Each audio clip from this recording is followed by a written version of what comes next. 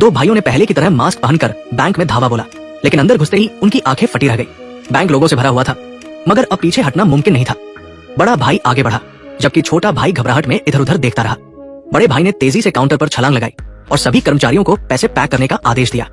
कर्मचारी मजबूरी में ऐसा करने लगे। तभी किसी ने अपनी कमर से बंदूक निकालने की कोशिश की तो कोई अपने पिता को मदद के लिए मैसेज भेजने लगा।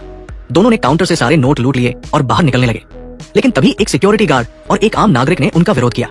इसके बाद कस्बे के लोग भी लड़ाई में कूद पड़े और छोटे भाई पर गोली चलाई। डर से छोटे भाई ने जवाबी फायरिंग की। ये देख बड़े भाई ने तुरंत गोली चलाई और एक शख्स को ढेर कर दिया। फिर दोनों तेजी से बैंक से भाग निकले, लेकिन बाहर निकलते ही उन्हें एहसास हुआ कि आसपास के ग्रामीणों ने उन्हें घेर लिया है। बड़े भाई ने देखा कि हालात उनके खिलाफ है, तो उसने गोलियों की बौछार के बीच कार के ड्राइविंग सीट पर छलांग लगाई, गाड़ी स्टार्ट की और छोटे भाई को भी उसमें खींच लिया। गाड़ी हिचकोले खाती हुई कस्बे से बाहर निकली, लेकिन पीछे कुछ नाराज ग्रामीण उनका पीछा करने लगे। छोटे भाई ने पूछा, तूने उसे क्यों मारा? बड़े भाई ने जवाब दिया, नहीं, या तो वे मरते या हम, तू चुन।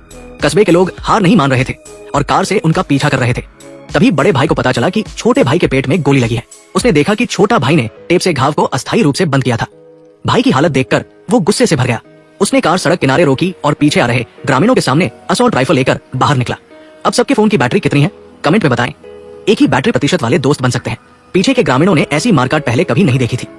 भारी गोलीबारी के सामने वे गाड़ियां मोड़कर भागने लगे। छोटे भाई ने देखा कि पीछा करने वाले चले गए तो उसने ट्रक चलाना शुरू किया। बड़े भाई ट्रक पर कूद पड़ा और दोनों तेजी से वहां से निकल गए। वे सुरक्षित हो गए और दूसरी कार के पास पहुंचे, जहां उनकी योजना थी कि गाड़ी बदलकर भाग जाए।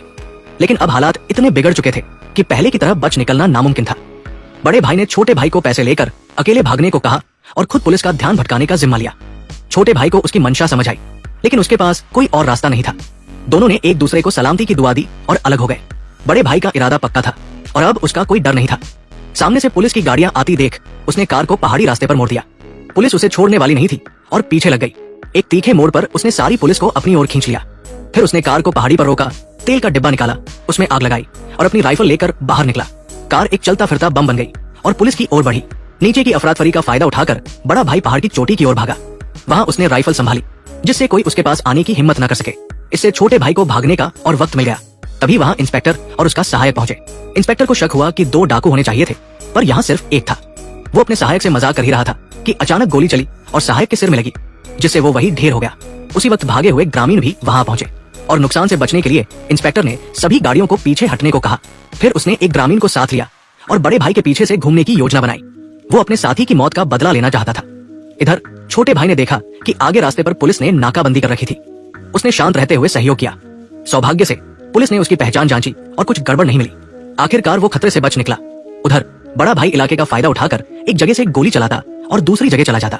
पत्थर पर बैठकर वो अपनी कामयाबी देखकर गर्व महसूस कर रहा था, लेकिन उसे नहीं पता था कि इंस्पेक्टर ने उसे निशाने पर ले लिया है। बड़ा भाई अपने सपने पूरे करते हुए मारा गया।